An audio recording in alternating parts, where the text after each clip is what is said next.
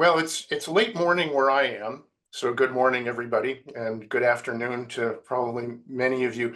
My name's David Kennedy. I am a professor of criminal justice at John Jay College of Criminal Justice in New York City.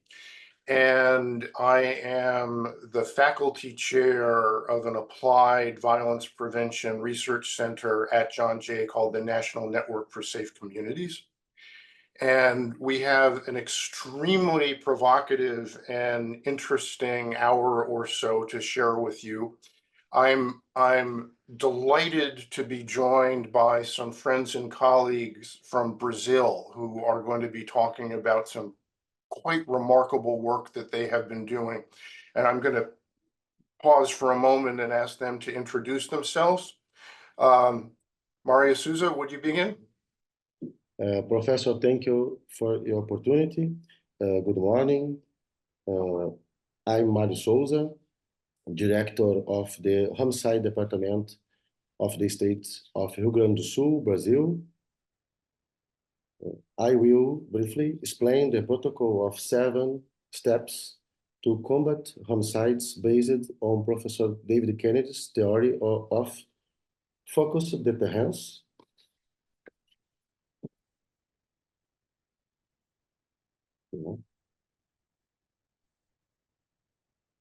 Yes, the homicide confrontation protocol of the State Department of Homicide and Person Protection of the Civil Police of Rio Grande do Sul, according to the theory of focused deterrence and experience in the city of Porto Alegre.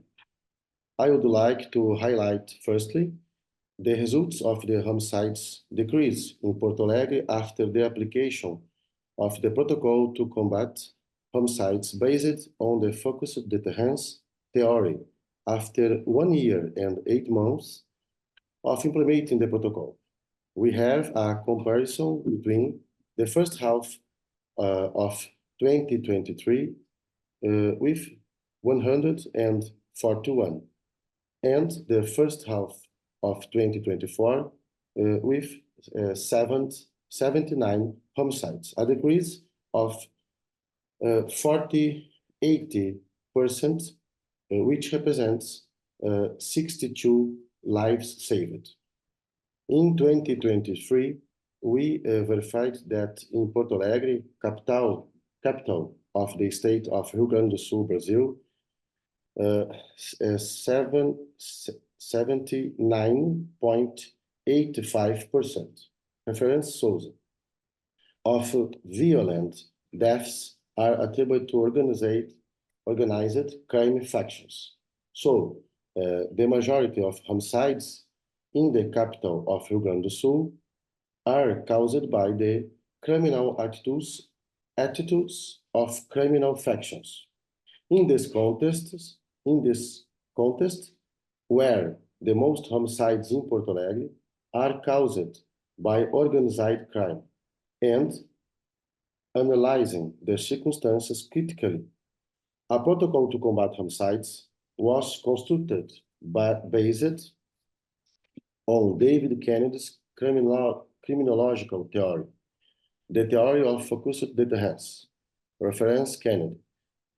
In this theory, in summary, it can be noted that most crimes are committed by a small group of criminals, and because of that, the state's focus should be on this group.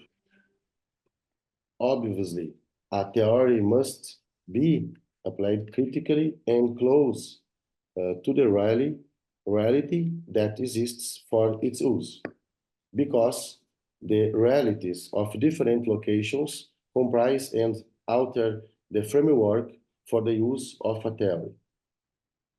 Therefore, the application of deterrence focused on the construction of the protocol of the 7 steps to combat homicides was based on the specific scenario of Porto Alegre, seeking the greatest adaptation to the reality of the capital of Rio Grande do Sul, Brazil.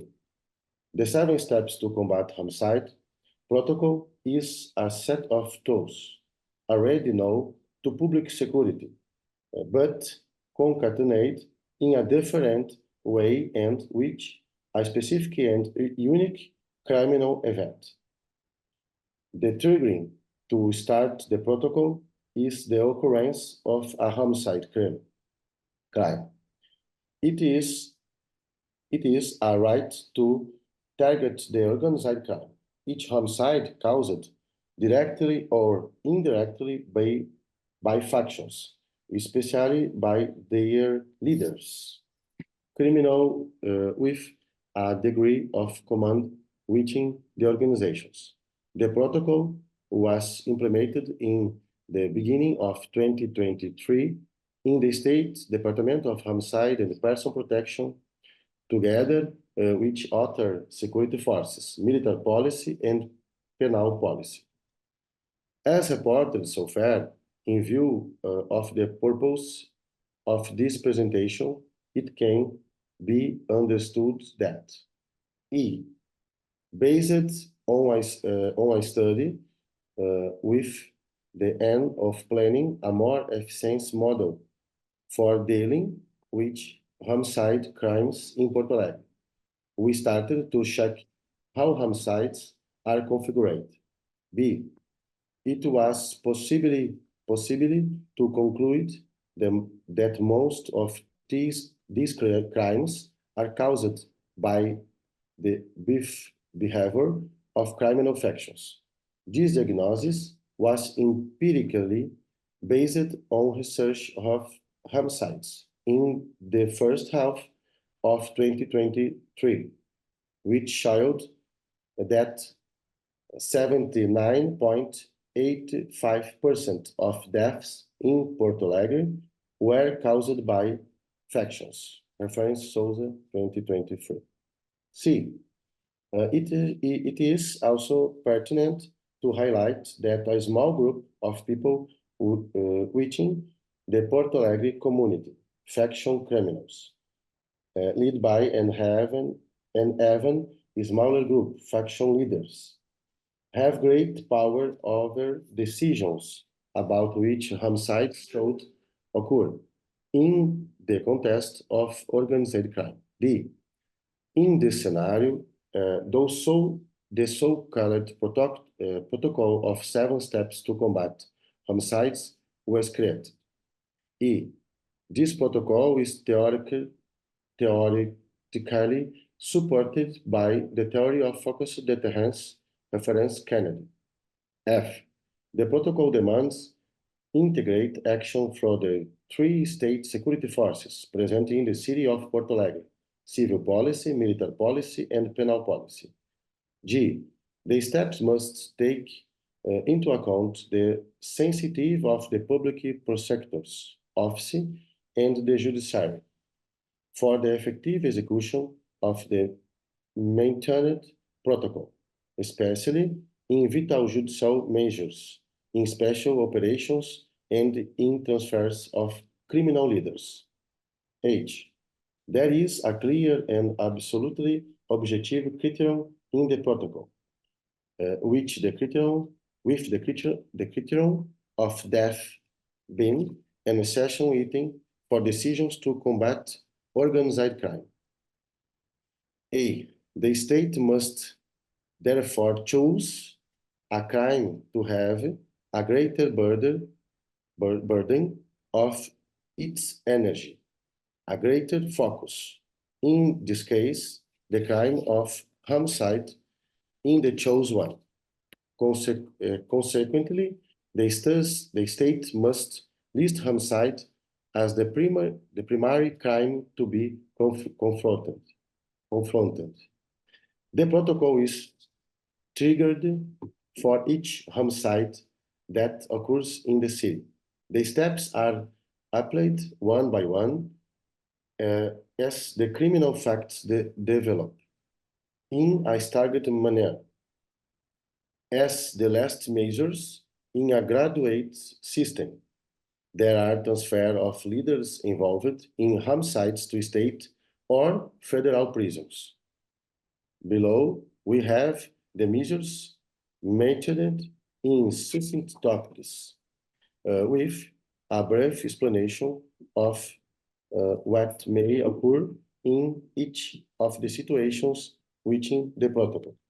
First, police operations to saturate the area consists of territory occupying the linked areas under the influence of criminal factions that have acted more violent or daring homicides. Second, specific actions against organized crime in its areas of influence. Third, accountability of the respective criminals leaders. Fourth, inspections in the prison system. 50, special operations and money laundering operations. 60, state transfers of prisoners. 70, federal transfers of prisoners. These are, in summary, the planned actions within the protocol of the 7 steps to combat homicides. Always considering an action focused against a crime, specific groups of criminals, leaders, objective criterion for action, occurrence of homicide, and collaborative action by institutions. It's it, Professor. Thank you, Director. Is Diego Beneman going to join us?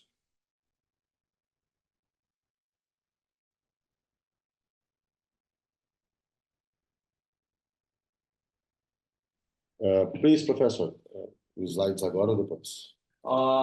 Apresentação dos Mr. slides. Souza can present the slides now. Please. Sorry? Se os slides agora ou depois? Não. Não? Aqui. Mais tarde? Ok. Later. Então, bem, Thiago.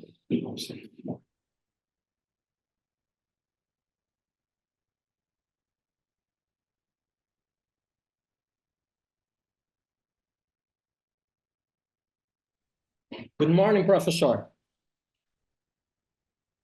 Good morning, Diego. Good to see you. How are you?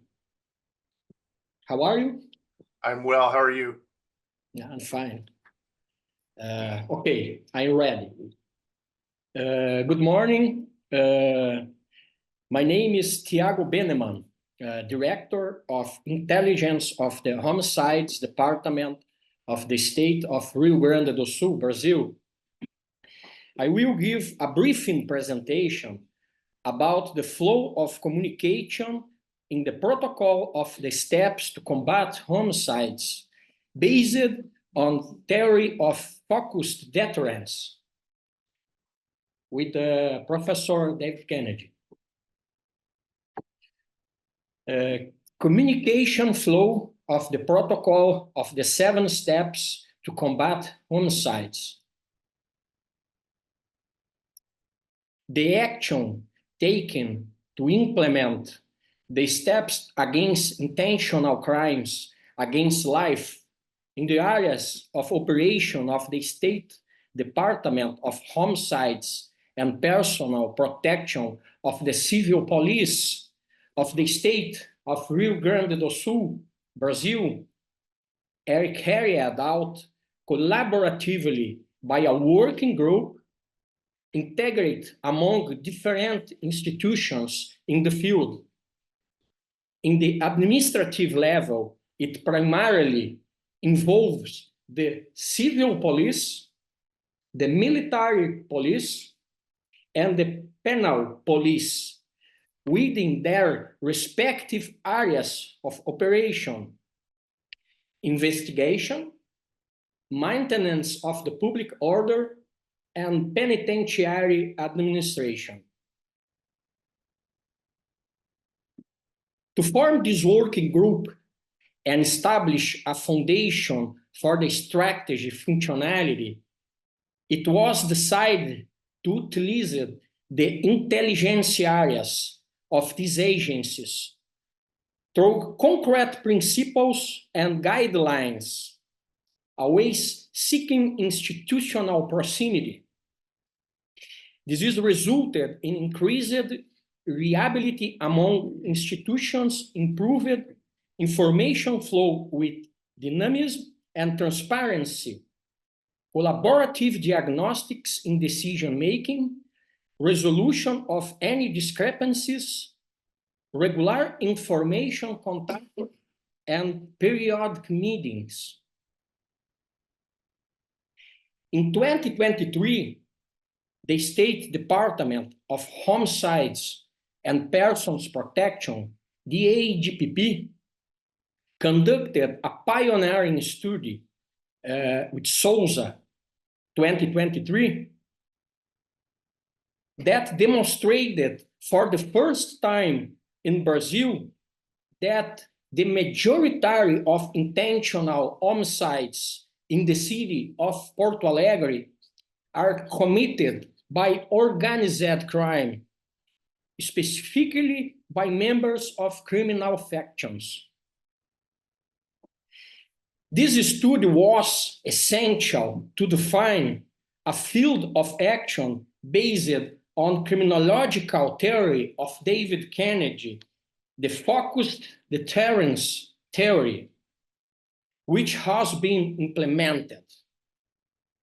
This has enabled the application of the protocol of the 7-step to combat homicides in the specific context for organized crime. After this evaluation of the nature of the homicide committed, the protocol is automatically activated. From this point, the steps are implemented either individually or in combination, according to the assessment of the involved institutions and always in an integral manner.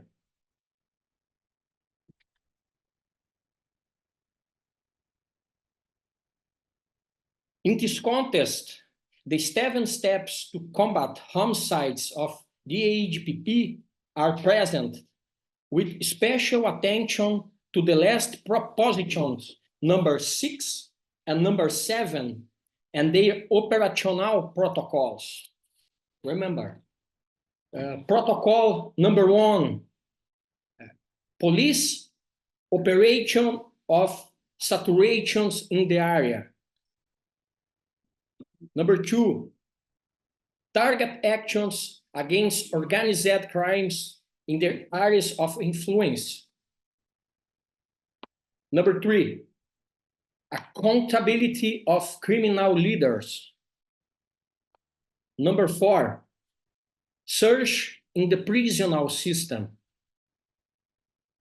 Number 5, special operation and the money laundering operations. Number 6, state transfer and federal transfer. After the execution of the state or federal transfer step, a technical interview must be conducted, which the criminals are formally informed and notified about the transfer reasons and the homicides contest. The fundamental characteristic of this specific focus deterrence step is the conduct of meeting between this state force and the offenders. These offender notification meetings aims to directly and transparently present the strategies that will be employed if the violence problem persists, enhancing the preventive effect.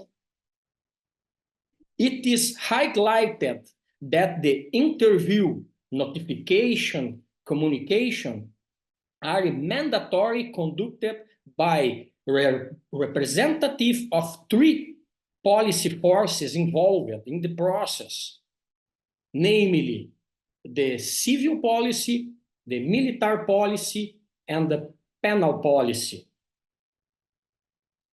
This work, developed in the south of Brazil through the use of focused deterrence theory and the protocol of the 7th step to combat homicides has resulted in a homicide reduction rate in the areas where it has been implemented, revealing a paradigm shift in analysis of the criminality.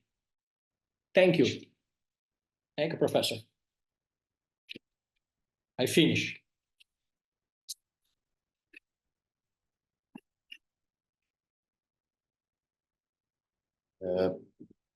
Professor, please, this second test that Thiago presented is the part related to intelligence, which within the protocol of 7 steps is responsible for exchanging information between institutions and commands. Should I present the slides now or later, Please. Professor? Yes, continue. Now? This is wonderful. Thank you. Ok, professor. Ok. Tem que só ajustar aqui a presentation. This presentation is a resume of protocol. The 7 steps. The 7 steps protocol focuses deterrence as a strategy to reduce homicides. Next, please. The one understands as a tolerable limit up to 10 homicides for every 100,000 habitants. This should always be the goal for combating homicides. Focused deterrence theory. Professor David Kennedy, concept, focus, applicability. Next, please. Analysis of homicide crimes. State Department of Homicide and Person Protection, DHPP 2023, a doctoral research project, search for a more efficient methodology to combat homicides. Configuration of homicides in Porto Alegre, main cause of homicides, action of criminal factions. Homicides 2023, 20% in homicides 2023, 79.8%. 20 empirical basis researching policy occurrence on homicides in the first half of 2023, which resulted in 79.85% of homicides being related to criminal factions. General guidelines. Protocol of 7 steps to combat homicides. A.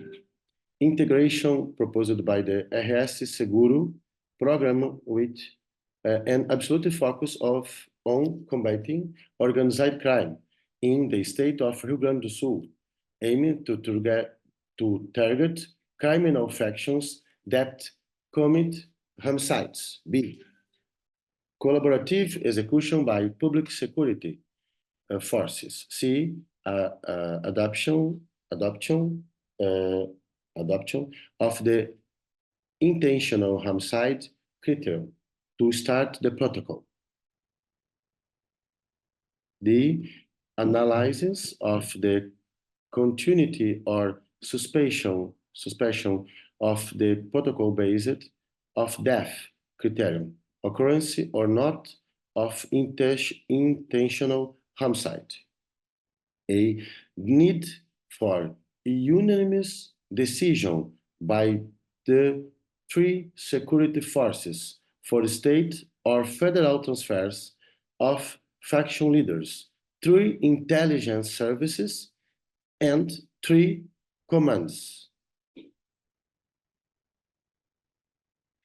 Collaborative policy action in the protocol of 7 steps is to combat homicides.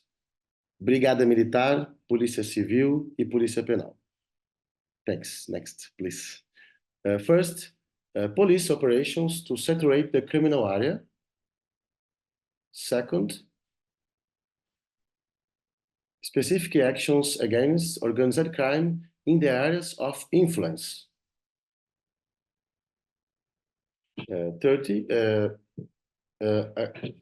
accountability of the respective leaders.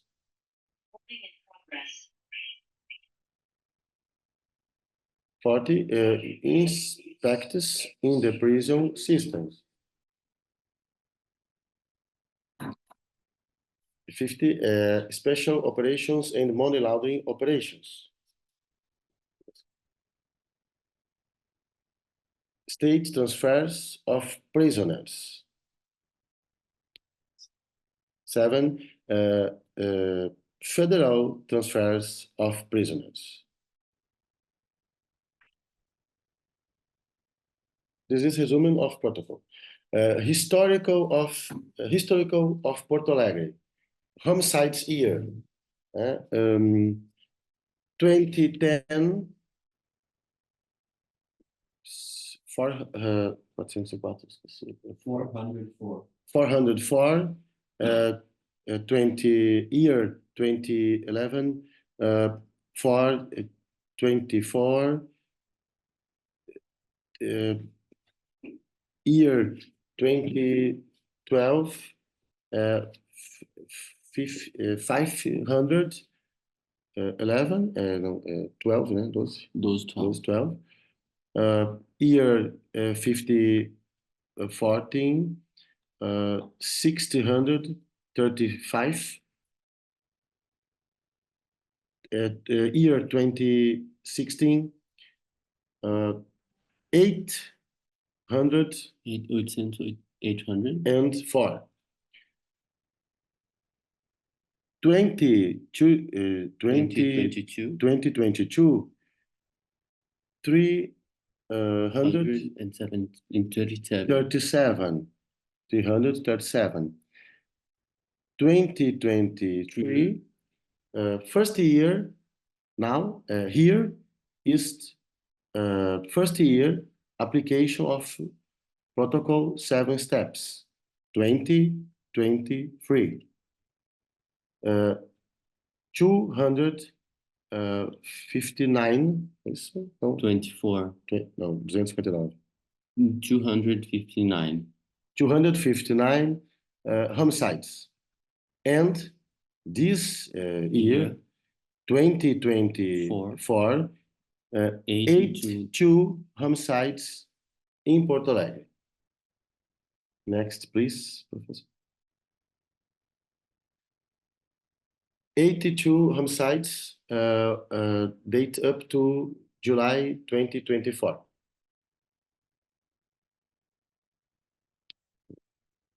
Homicides semester, half years.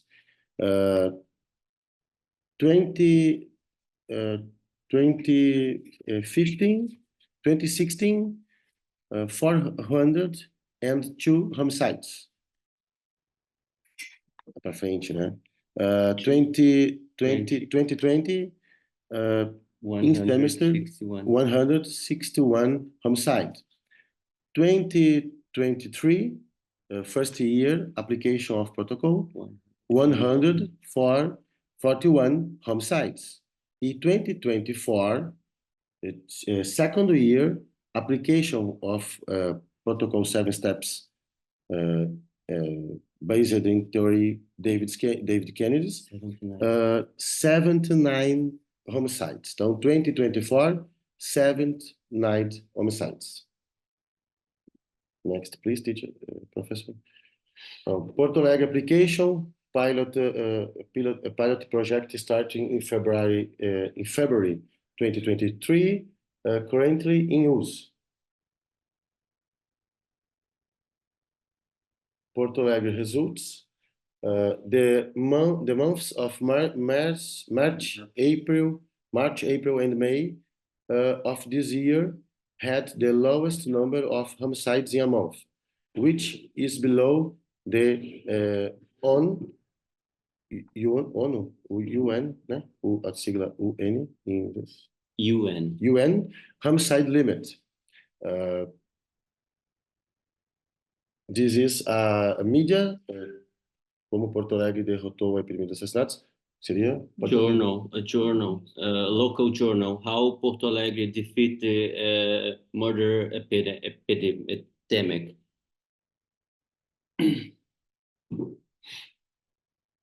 This is a presentation, Professor. Thank you very much.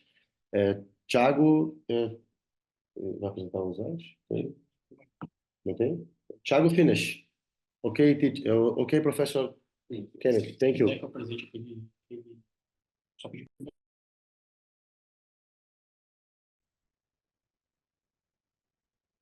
Thank you so much, Director. Thank you so much, Tego, and to your very willing and helpful staff there. Folks who are in the virtual audience, I'm going to share some thoughts here, and while I'm doing that, please think of any questions or comments you may have. There's a Q&A function at the bottom of the Zoom screen here. There's also a chat function, and I will be taking a look at that as we go along.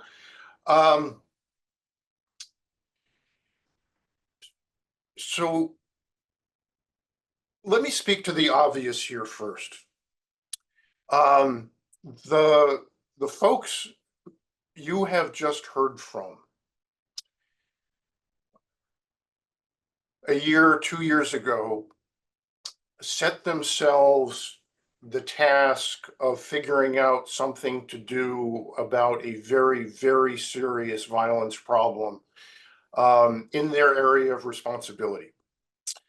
And it was, in fact, in their area of responsibility.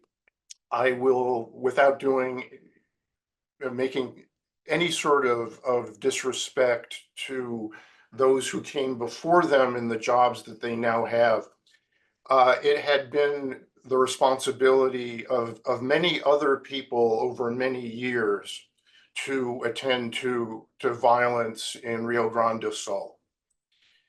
It had been the experience, as is generally the case with attending to homicide and serious violence, that the measures that had traditionally been taken had not been particularly effective.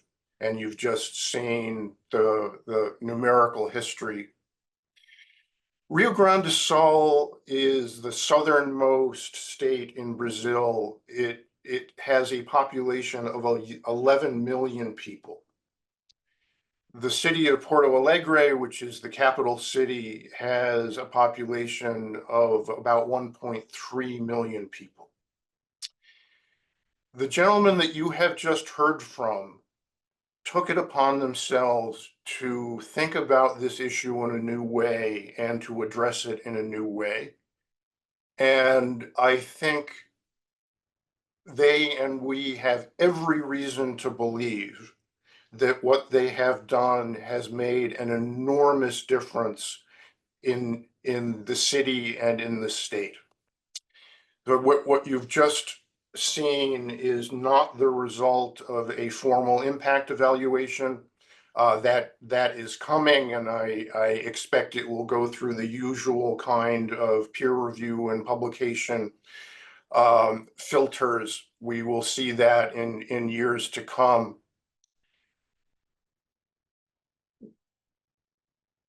The raw facts that they are reporting is the kind of thing that happens when these interventions are effective. And I've been involved in this kind of work for decades now. I have seen this over and over and over again. I will tell you my personal feeling every single time is one of near disbelief that this kind of thing is now possible. But the fact is, it is now possible. There is now what in the language we're all used to using, we call evidence-based violence prevention. And what we mean by that, of course, is interventions that field experience and formal social science attention show that they work. And simply being able to utter that sentence, there are now things that we know work with respect to homicide and serious violence, is a remarkable fact. It was not true not that long ago.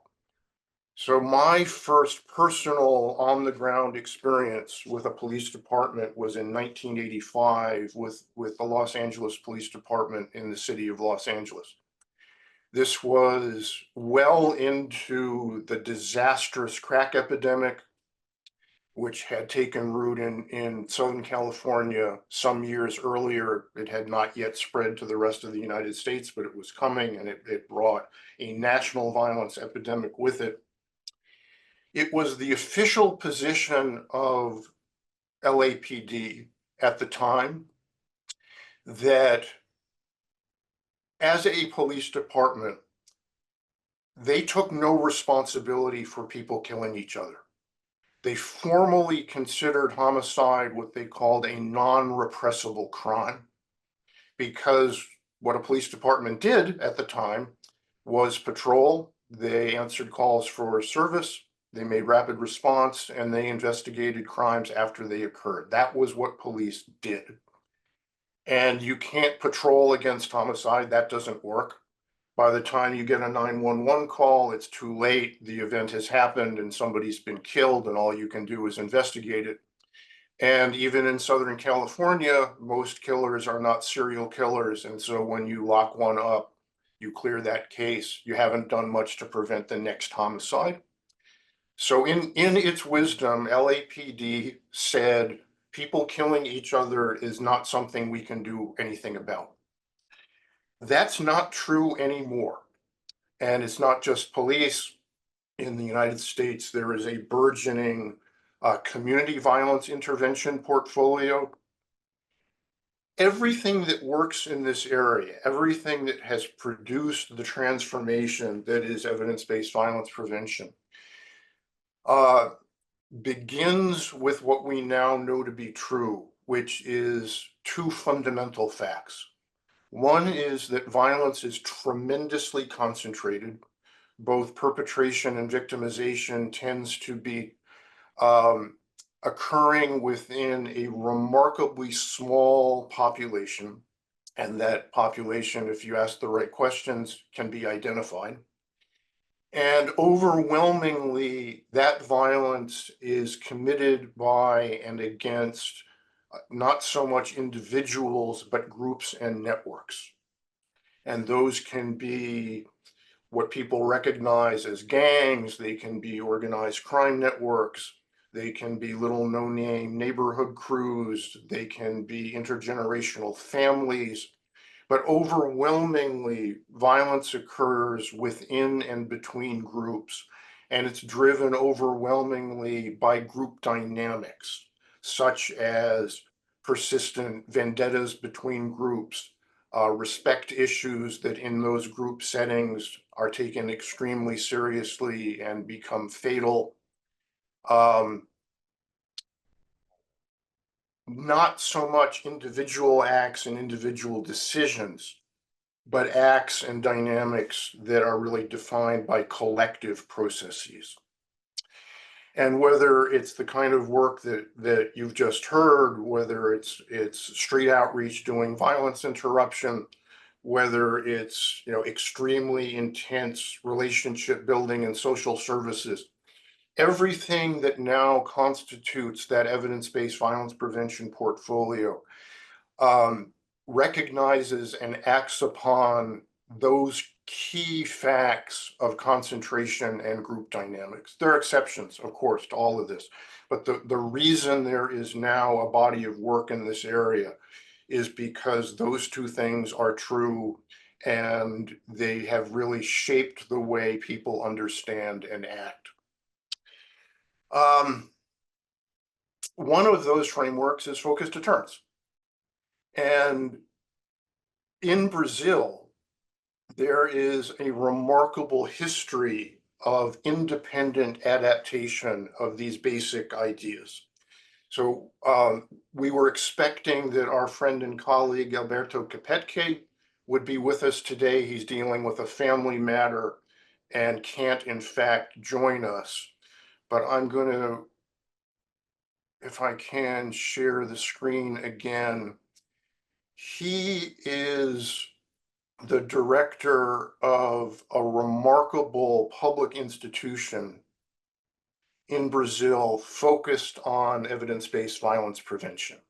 This is his website. It's in Portuguese, obviously. It is remarkable. And the fact of the kind of work that you have just heard begins in the city of Pelotas, where Alberto and some of his colleagues some years back were, as Mario and Diego have been sharing with us, had a very serious violence issue in Pelotas. They looked at what was going on. They found the same kind of organized crime and group connection. They crafted an intervention that was focused on reaching out to imprisoned gang leadership, making it clear to them that continued violence would be met with changes in their prison conditions that they would find unwelcome. And after a relatively short period, those interventions rippled back down through those organized crime networks and has resulted in a transformative reduction of violence in the city of Pelotas, which has now been peer reviewed, and it is very, very real. My favorite kind of side aspect of this is that the on the ground reports from Pelotas, which I'm sure I'm mispronouncing and I apologize, the organized crime structures in that city have, rather than killing each other over disputes, have constructed on their own a system of fines and fees with which they are now settling their differences. What you have just heard from Mario and Diego, I believe is probably the most sophisticated version of focused deterrence violence prevention that we perhaps have yet seen anywhere internationally. So this work has begun in the United States. It has found application in Scotland, in Sweden, in Denmark, in the Netherlands, in other parts of the UK, in Mexico, in Argentina. So those fundamental facts about concentration and group dynamics have turned out to be true so far everywhere that the question has been asked. And this basic approach of putting those networks on formal notice that violence will be met with an innovative and specific legal response, and that in many settings that legal response is met with community engagement and with equally focused social service provision. That basic framework has turned out to be applicable in a variety of settings. It is a framework. It's a strategy. It's not a program. And even in the United States, where there are now hundreds of cities that have adapted this approach, no single precise adaptation has turned out to be transportable. Every particular city, every particular jurisdiction that does this kind of work takes those fundamentals and creates their own version of the basic framework. is remarkably straightforward, at least in its elements. It says, what is going on here on the ground? Let's find the answers to these fundamental questions about violence and violence dynamics. Let's figure out means of direct communication and direct engagement with those groups and networks. Let's create certainty of a kind that our regular systems can't produce. And much of that is what was originally called pulling levers. It's recognizing that while a particular homicide, for example, may not result in a legal sanction around that homicide, other aspects of groups, criminal behavior, of their money making, of the way they live their lives and wish to go about their daily routines, that there are a wide variety of costs that can be applied with sufficient focus and creativity. And then again, in most applications of focused deterrence, there is a community component and there is a very intense support component. We tell people in my shop in the national network that we can explain focused deterrence in about 90 seconds. And you've just heard it. The rest of it is details and imagination and very hard work. And what you have just heard from Mario and Diego is extraordinary. So this is my language and not theirs. But over less than 2 years, they decided to do this. They did the problem analysis, as we would call it, that's just been shared with you, that showed, and you've just seen this, 80% of all homicides come back to recognizable organized crime networks. Through both their formal positions and I absolutely guarantee through force of will and character and sheer doggedness, they reorganized 3 police forces. They reintegrated or they integrated corrections in a new way. They centered a very practical intelligence function to monitor homicide.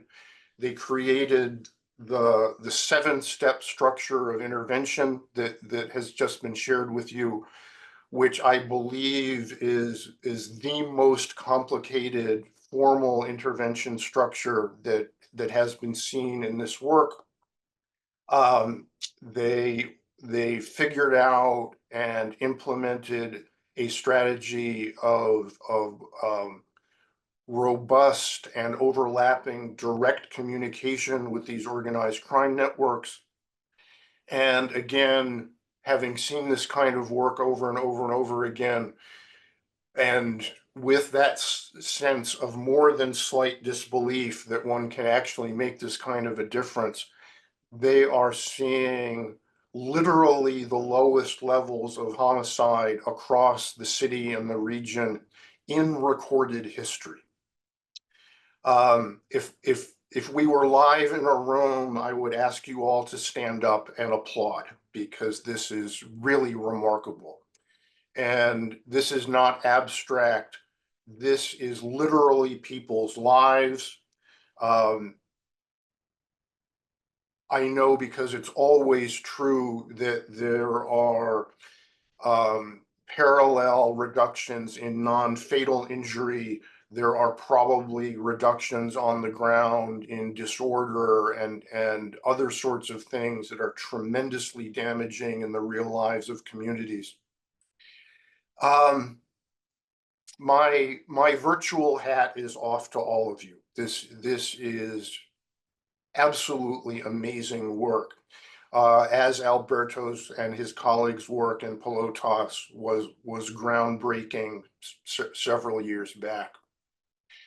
And I'll also say that while we can't prove what I'm about to say, there's a very consistent finding in this work on the ground that there is a real virtue in dealing with organized crime. So the gang and criminal structures that we've been hearing about, I don't know exactly how to characterize them, but it is absolutely fair to say that these are genuine organized crime structures. I know enough about Brazil to know that there are genuine national organized gangs. They have real leadership, they have structure, they are genuine illicit money-making opportunity or organizations. And one of the things that this work sees quite regularly is that it's easier to deal with those sorts of organizations than with more disorganized structures. There are people that run them, they want to make money, they don't like things to interfere with their pocketbooks and the way they want to live their lives. They can actually enforce discipline. And it doesn't surprise me at all that the impact that this apparently has produced has been as rapid and as substantial as it appears to be, because there are people whose attention you can actually get and they are in a position to change things. And it's pretty clear that that's what's happened. So I'm going to pause here. Those are the key points that I wanted to make. Mario, Diego, do you want to step back in and respond to any of that? And I'm going to look at the questions and see what we can do there. So Mario, you're muted. Professor, please, thank you very much. And I am honored with your words. Without your theory, I would not have been able to implement the protocol. Thank you very much, Professor David. Well, thank you. And I hope you're getting the respect that you deserve in your own backyard. This is remarkable. So I have a question from Athena. It is, and I'll simply read it. Are there social programs provided in the Brazilian criminal system which are dedicated to the reintegration of punished persons after their release from prison so they can go back into society and that they do not continue to commit crimes? So a question for the Brazilian panel.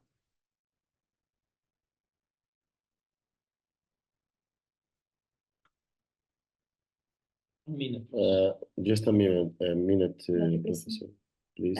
Athena.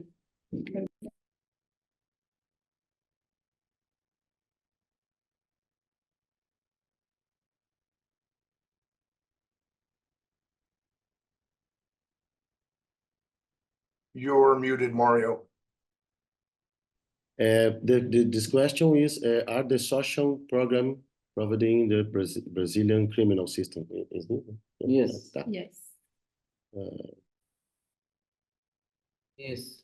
Just a minute, Professor. Please.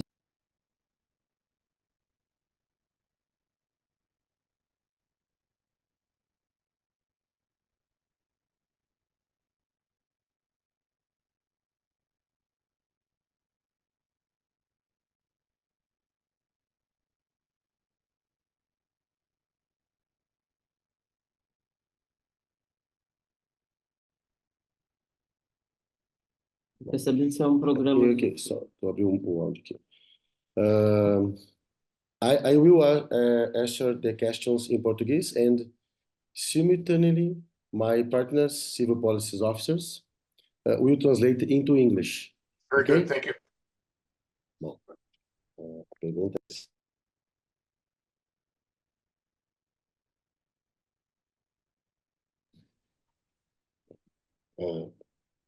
essa experiência piloto This pilot experience aqui no DHPP, here in Department of Homicide que está acontecendo em Porto Alegre, that is happening in the city of Porto Alegre, ela se baseia no projeto da minha tese de doutorado, it's based on a project of my PhD thesis, onde nós construímos o protocolo das 7 medidas, where we constructed the protocol set 7 steps, abordando uma primeira parte do arcabouço teórico do professor David. Primeira parte. That includes the protocol from Professor David, Primeira parte first part da teoria. of the theory. Em um segundo momento, In a second term da aplicação da teoria da dissuasão focada, of the application of the deterrence, focused deterrence, teremos sim a previsão de outros programas we are thinking about another programs dentro da ideia inside the idea da teoria da dissuasão focada. of the deterrence focused. Nesse momento, In this moment, deixo claro que I'm living clear that estamos realizando o protocolo we are realizing the protocol baseado na teoria da dissuasão focada, based on the theory of focused deterrence, focados focused no enfrentamento and enforcement dos homicídios especificamente, of the homicides specifically, agindo primeiramente acting firstly na parte repressiva in the repressive part contra as against facções. the criminal faction. É isso. That's all. Obrigado. Thank you for your question. Thank you for the question, Atina.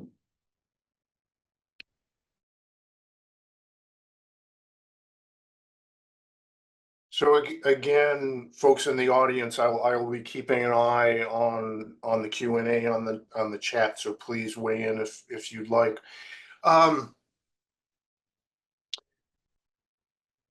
So Mario, you and Tiago and your team have shared what we might call the kind of formal picture of what you've done. There's always more, and you are remarkably well positioned to go beyond the formalities and beyond the formal data. This is extremely innovative work by any standard. What do your peers think of it? Right, you have had to get a number of very traditional organizations to go along with this and to behave differently. And also, I would ask you, you're in a remarkable position to have insight into the criminal organizations that you're dealing with. What are you hearing from them? What do you think they think about what's going on?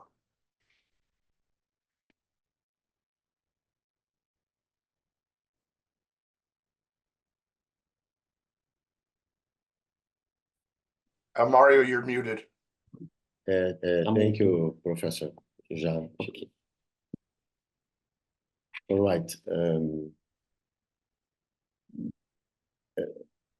As facções The factions do crime organizado em Porto Alegre, of organized crime in Porto Alegre, e antes and before de responder à pergunta, I answer the question, quero deixar claro que I would like to be clear that vou ter que tomar alguns cuidados I will be careful para não trazer algumas questões sigilosas para fora das aulas. because we have we have problems with information that we might Secret. maintain secretly. Good. Num primeiro momento, as facções, And the first of all, the factions, por meio de suas lideranças, by your leaders, receberam as ações do protocolo the actions of the protocol com muita desconfiança. with they are very e reações negativas. They had distress reactions. Não, não. Ah, principalmente nas primeiras comunicações e notificações, And the first notifications dentro da teoria da dissuasão focada, inside the theory, quando os membros das três polícias when the members of three state forces compareciam para a notificação no sistema prisional dos líderes, are going to the prisonal system to notification the leaders, era natural que as reações fossem variadas. it was natural that the reactions were very different. Nesse contexto, In this context, importante dizer it's important to say que aquela facção que matava that the faction that kills já estava sofrendo todas as outras medidas do protocolo. already was suffering the other measures from the protocol. A pressão repressiva na facção já estava acontecendo. Depression was happening already in the faction. Então, algumas facções foram depois dessa comunicação, Some factions after this first communications apresentaram resultados mais rápidos presenting more faster results do que outras. than others. Conforme elas iam cedendo ao protocolo, Just a moment. ou conforme elas iam recebendo, According they are giving in the protocol, conforme elas iam cedendo ao protocolo, as medidas iam sendo suspensas. the measures are being suspended, Sempre tendo como critério absolutamente objetivo a morte. Homicídio. the principal criterion. The principal criteria was the death. Então, as facções So the factions que insistiam em matar that insisted in kill sofriam duras are ações suffering in very hard actions do protocolo das 7 of the medidas. protocol of 7 steps. E as facções que recuavam And the factions that give up não sofriam mais as medidas. are not suffering the measures. Esses criminosos líderes, observando isso, The leaders observing that the behavior of the state forces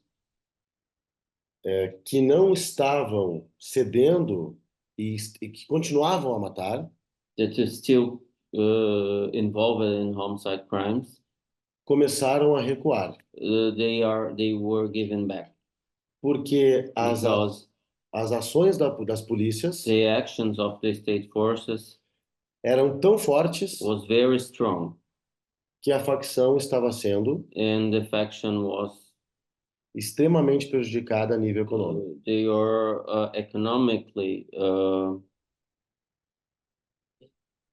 they have a very damage money, E também muitos faccionados presos. and they had many members in jail. Nesse contexto, In this contest, aproximadamente após um ano, approximately 1 year, talvez 8 meses, maybe 8 months, houve um ponto de equilíbrio, we ponto we comum. balanced it. We we found a point of balance. E a partir desse ponto, In this start, as lideranças se the demonstraram leaderships are demonstrating sensíveis ao protocolo, sensitive to the protocol pois tinham a mensagem because they had the message clara clear da teoria da dissuasão of focada. the theory dentro do protocolo inside the protocol das 7 medidas, of 7 steps, que se matassem, that if they kill, se ordenassem mortes, if they ordered any murder or kill, sofreriam essas medidas they enérgicas. will suffer in these measures. A partir desse momento, In this moment, os homicídios the homicides se consolidaram em queda. was given up in decrease. Remarkable, absolutely remarkable.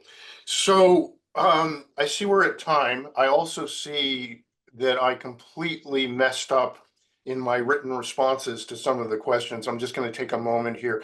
Anna in the audience has asked about what I will call segregated gang units in prisons in the United States, and the concern that such concentrations of gang members may actually make a lot of issues worse. And very quickly, many state and federal prison systems do practice such segregation. They are regularly seen to be extremely problematic. And in fact, the prison safety focused deterrence intervention that my office has been part of developing, and which is now in place in Washington State and in the state of Pennsylvania, was crafted particularly because of those issues. It seems greatly to reduce those concerns. And in the first institution, the first prison in Washington State where it was put together, one of the signs of success that prison management has seen is that self-identified gang members are looking to get out of those gang units and go back into other prisons and into the general population. So a quick response to that question. Again, if we were in a literal room, I would ask the audience for a round of applause for my fellow panelists. Mario, Diego, please accept that is happening virtually. Thank you for your time today. Thank you for your English, which is far better than my Portuguese, I will tell you that. So you've made this work for all of us, much appreciated. And thank you for everything that you're doing. And Kinjo, do you want to sign us off here? Thank you, Professor. Yeah, thank you, everybody. We will have the next session in 10 minutes. And thank you all. See you later. Thanks, everybody.